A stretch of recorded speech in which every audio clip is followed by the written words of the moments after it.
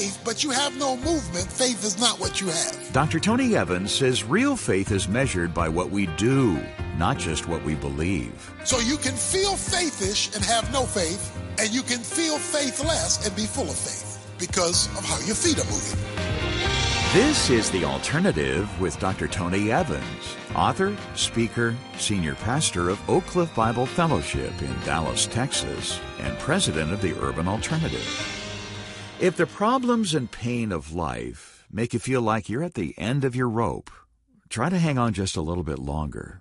Dr. Evans has some insights to share that can open your eyes to a whole new reality. Let's join him. Word had come to a policeman that there was a man preparing to jump suicidally off of a bridge. He drove the police car up, and the man said, "Stay back." The policeman had to think quickly to try to talk this man off of the precipice so that he would not jump to his death. The policeman asked, "Why do you want to do this?" He said, "Because life is not worth living, and so I'm going to end it all." The policeman, thinking quickly, said, "Well, I'll tell you what, before you do this, I want to give you 5 minutes to tell me why life is empty, meaningless, and that death is the best exit for you. But I need you to give me 5 minutes to tell you why life is worth living and why you should not die. After that 10 minutes, your 5 and my 5. If you still want to jump, I won't stop you." The man agreed. The policeman went first and explained the significance of life and that he's going to be hurting his family and that tomorrow is going to be a better day. And as eloquently as he knew how, he tried to talk the man off the perch, off of his suicidal platform. After his 5 minutes was up, the man who was going to commit suicide went into his 5 minutes about the emptiness of life and how life was meaningless and there was no hope and there was no future. And he spent his 5 minutes talking about how bad life was. At the end of the 10 minutes, the policeman reached out his hand. The gentleman reached out his hand. They grasped hands and they both jumped. Somehow emptiness and meaninglessness can spread and can cause us to lose our equilibrium and to lose hope. We've been talking about comforting the afflicted. And today we want to conclude that with hopefully a final encouraging word to those of you who have lost hope. To those of you who have been super extended in your discouragement, where answers elude you and pain knows your address. When it's either one long thing or rapid fire things one after the other that is breaking your heart. The writer of the book of Hebrews is writing to a people who are discouraged. In fact, if you are discouraged, the book of Hebrews is for you. There are numbers of books that speak to our discouragement. The book of Hebrews is dedicated to that. These are Jewish Christians who are discouraged. Things are not going well, and many of them are prepared to give up, quit, throw in the towel, and walk away from their faith. They would say, like many of us have said, on many occasions, this faith thing is not working. They're about to lose hope. That's what he says at the end of verse 3. He says, so that you will not grow weary and lose heart.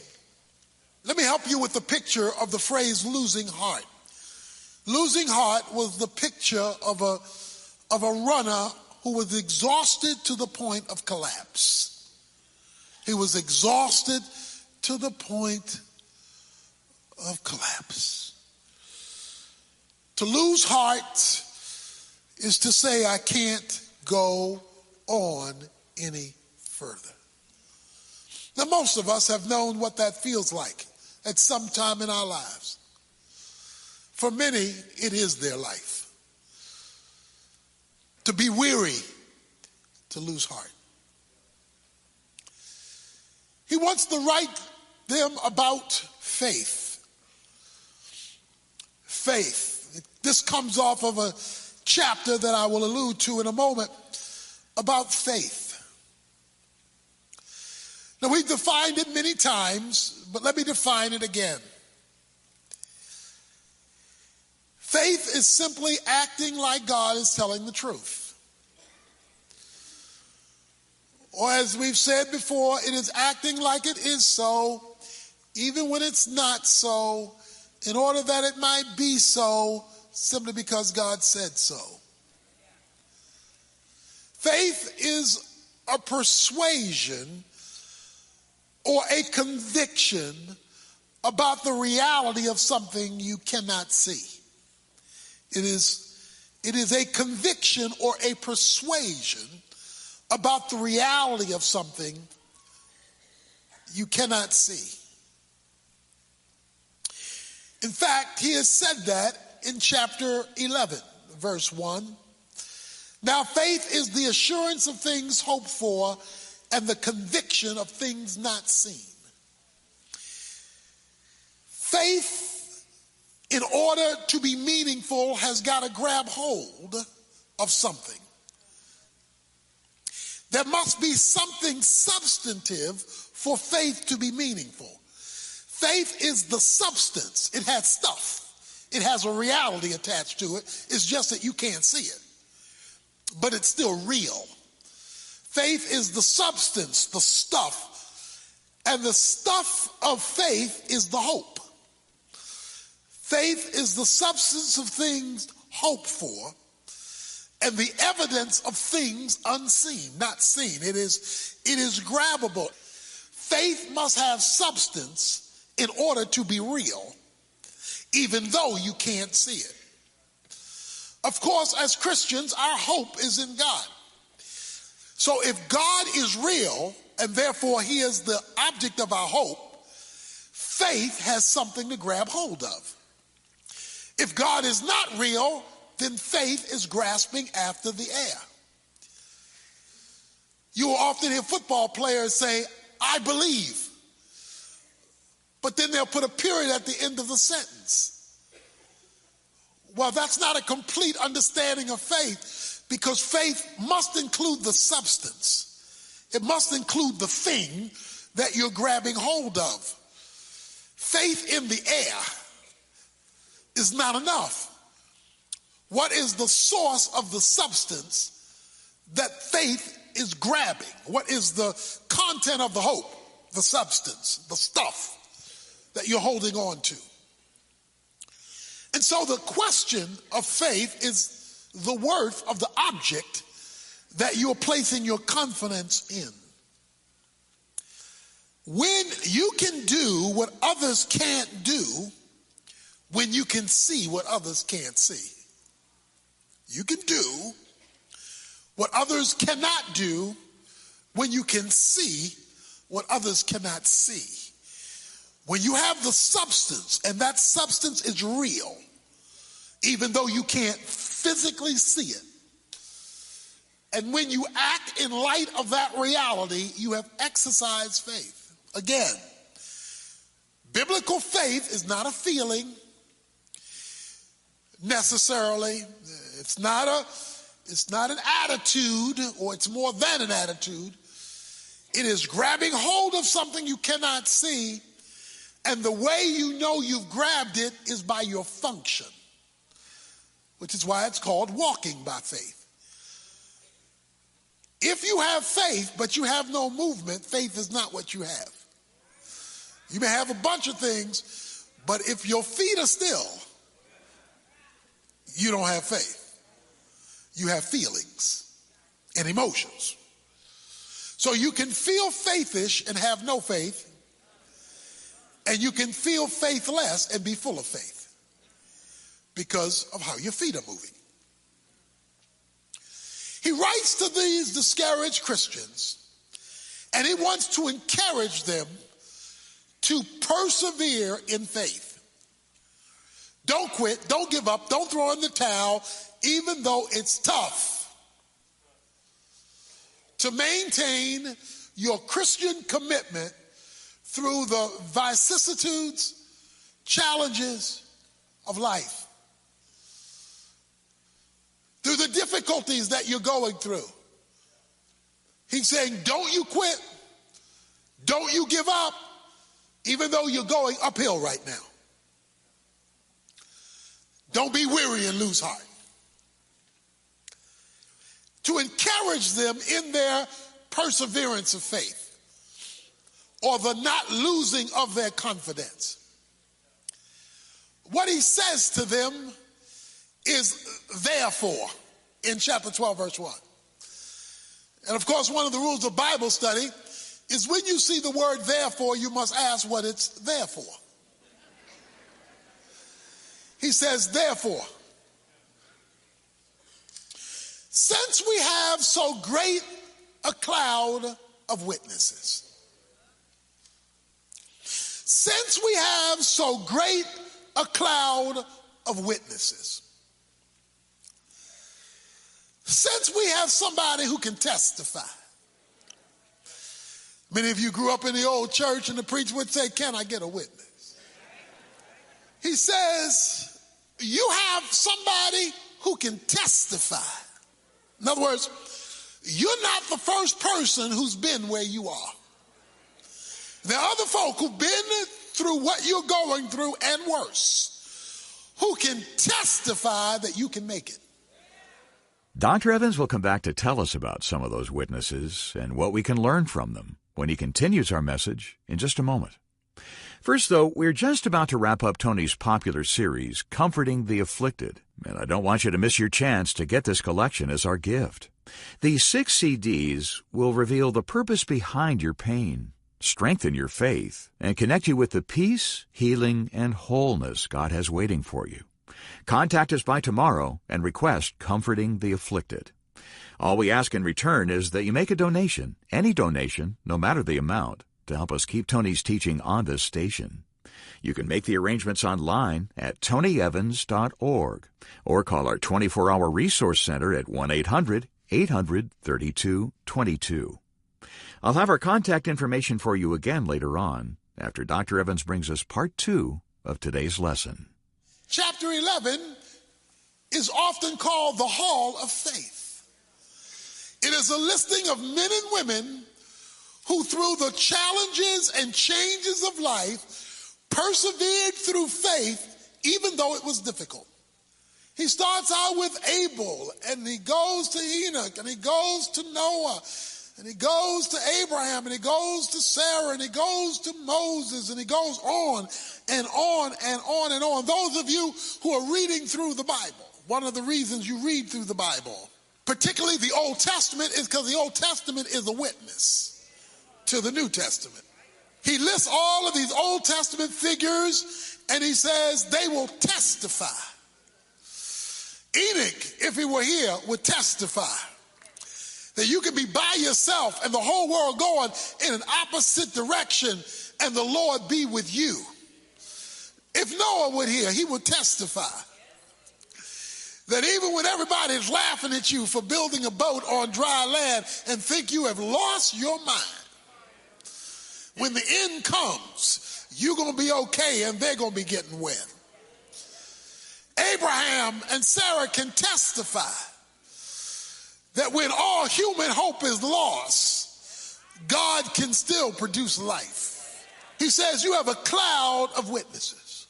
Hang out with folk who are persevering in faith. That's what chapter 11 is. He's telling you to hang out with those kind of people. See, one of the reasons we give up is because we hang out with the wrong folk.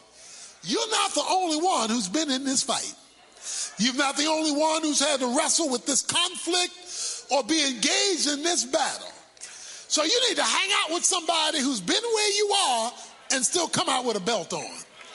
Still come out. They may have been beaten up a little bit. They may have been bruised a little bit. They may have a black eye, but when it was all over and the 12th or 15th round was done, they demonstrated you can leave here victorious and not defeated. He says, since we have so great a cloud of witnesses, men and women of days and years gone by.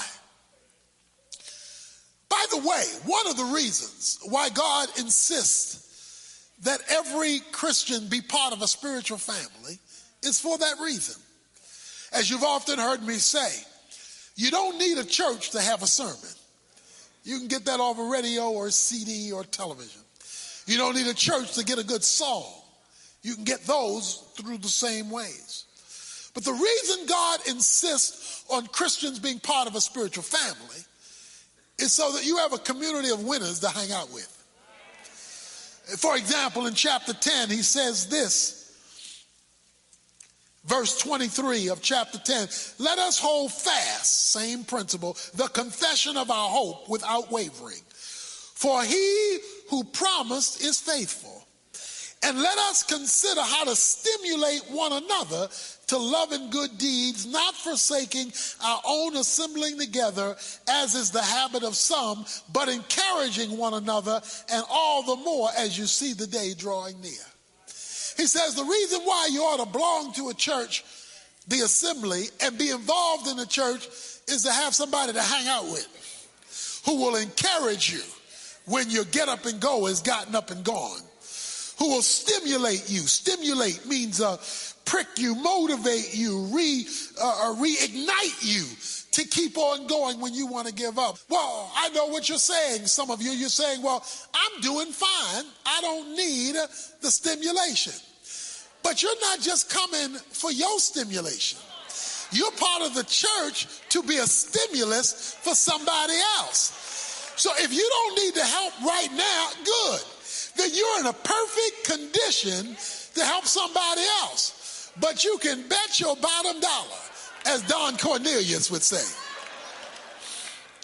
that there will come a day when your get up and go will have gotten up and gone. And you're going to need the stimulus that you failed to give somebody else. He says, not forsaking the assembling of ourselves together because we need a witness. He says, you don't just have a cloud of witnesses, you have a great cloud of witnesses.